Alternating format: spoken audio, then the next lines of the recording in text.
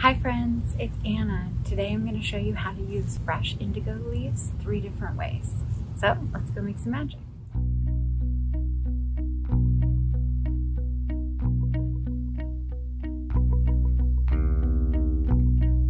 So the first step in the process is going to be to collect our leaves. I'm snipping the stems of my indigo plant about 4 to 6 inches above the ground, right where I see there's some new growth about to sprout, and that way my plants can regrow.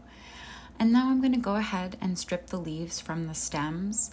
I collected these leaves early in the morning before the sun had really gotten to them, but you can already see they're wilting a bit in the heat of my studio. So the cooler you can keep the leaves, the better, as it preserves the chemistry. But if you can't use your leaves right away, that's okay. You can cover them with water and keep them in the fridge, and they'll keep that way for about a day. Now, the first method that I'm going to show you is just indigo and salt. I'm using about a tablespoon of pink sea salt here, but any salt will work. Just sprinkle it over the leaves, and then you'll notice I'm going to go ahead and use my hands just to start working the salt into the leaves. Now, indigo is perfectly safe, so you can absolutely do this with bare hands. But if you have any skin allergies or you're concerned about having dyed hands, you can wear gloves for this part of the process. So I'm going to go ahead and speed up the video a little bit here, and you're going to see me just continue to massage the leaves. It's a lot like making a kale salad. And once the leaves really start to release their juices, then I know it's time to add the fabric. So I have had a couple different fabric samples soaking in water for about an hour. And this is going to be a mix of cotton, silk, linen, and I have some wool yarn that I'm throwing in here with a few other samples. And I'll show you the results of all of those at the very end of the video. So once I've added the fibers in, I'm just going to continue to massage the leaves just as I was before.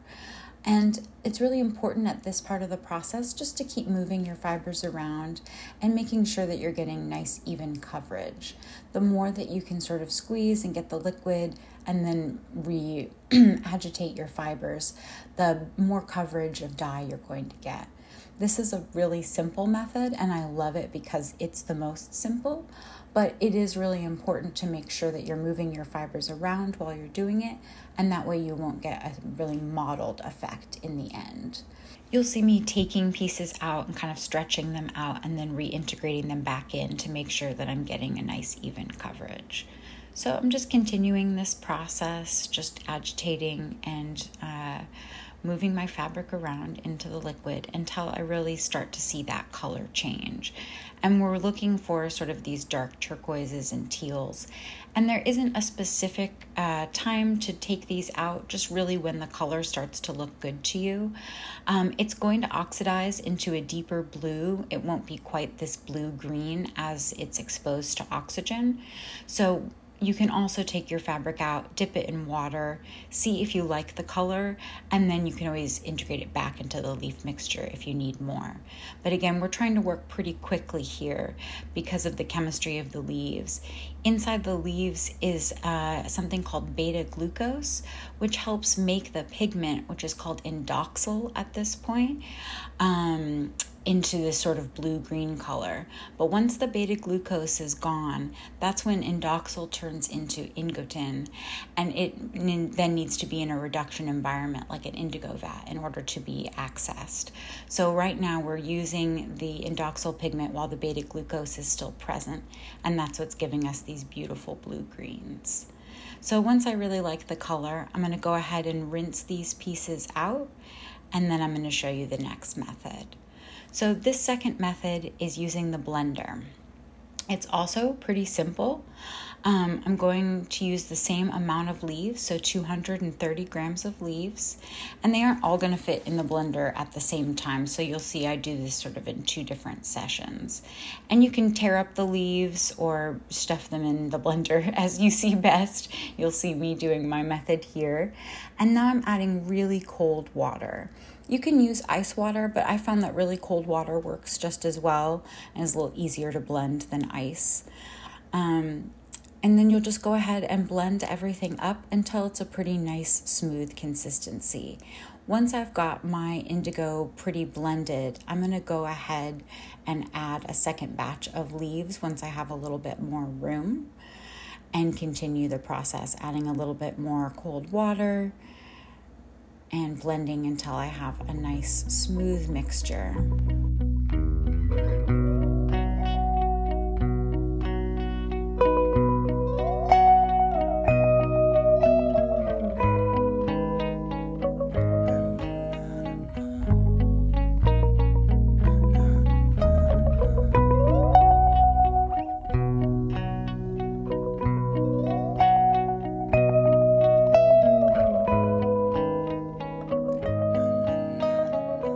Once I've got this all blended up, you can see it's a nice frothy green color. I'm going to go ahead and strain it through a sieve lined with some cheesecloth or cotton gauze. This just helps strain out the little bits of leaf matter that can just get into your into the liquid. You can do it without, but you'll find that trying to get all those tiny bits of leaves out of your fiber can be very time consuming. So straining just helps aid in this process. And once I've got most of the liquid strained out, I'm going to go ahead and lift up the gauze and just squeeze it to get all that excess color out. And this is actually one of my favorite parts of the process because you can really see that green goodness coming out. So once I've got all of that squeezed out and into the bowl, I'm going to go ahead and add my fiber. It's got a really nice consistency to it. It's a little bit viscous and it looks a lot like matcha, and it also smells really good at this stage, at least I think. So I'm adding my fiber in here and giving it a nice little swirl, making sure that I get even coverage again. Though it's a lot easier with the blender method because it's much more liquidy than when you're working with the salt method. So if you have a bigger batch of something that you need to do, or a garment with a lot of detail, or wool that doesn't take well to being agitated, then this is a better method to use because it's a little bit easier to move things around and get an even coverage. But you'll see in the end results that the color is a little bit different. So both methods can work really well. I have a couple shibori pieces, and in this particular one, I'm just making sure that I'm letting the liquid into the folds and introducing that so that I'll get a nice pattern on the inside there. And I've also added some wood beads so you can see how well the wood takes the color as well.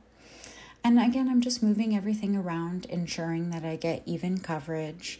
And once I really like how the color is turning, and again, you'll want to take things out to oxidize and see how they're looking, then you can go and rinse it out. So now we're going to look at the third method, which is a hybrid method, and it's really just a combination of the first two methods.